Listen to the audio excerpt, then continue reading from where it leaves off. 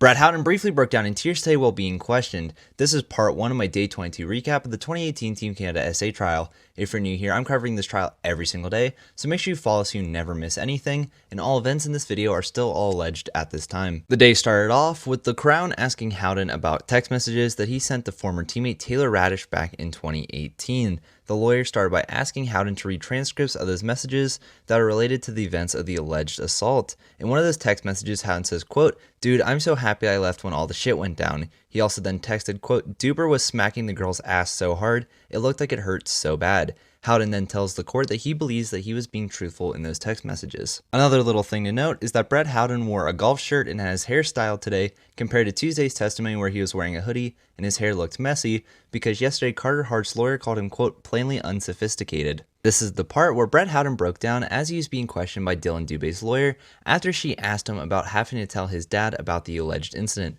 The lawyer said, quote, "You're scared of your dad, right?" Howden responded with, quote, "Yeah, very. That was one of the hardest things to go through, telling my family." The lawyer then said, quote, "Not only did you have to explain this to your family at some point, you're going to have to explain this to your girlfriend, right?" And Howden said, quote, "Exactly. It all wasn't easy." The lawyer then brought up Howden and his wife just having their second baby, which then made Howden start crying.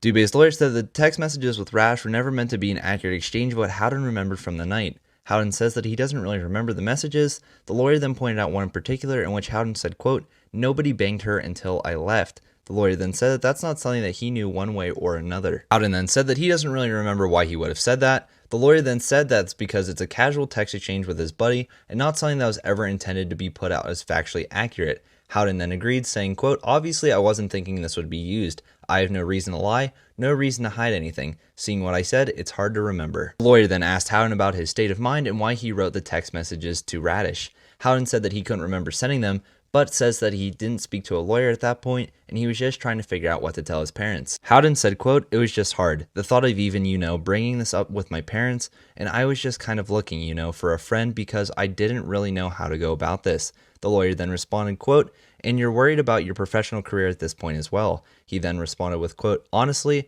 I was more so worried with Hockey Canada and their standards and their code of conduct. I never thought it would come to what it has now." Howden also said, quote, "I just always thought, I was worried about what Hockey Canada would think of, the fact that there was even a girl there. That was, my main worry." Howden also said, quote, "For so long, I've just been trying to move on past this and forget about this all." In regards to the text messages, the lawyer then asked, quote, "You weren't trying to lie, but you weren't trying to be particularly accurate." Howden agreed, but then repeated that it's hard to remember these text messages.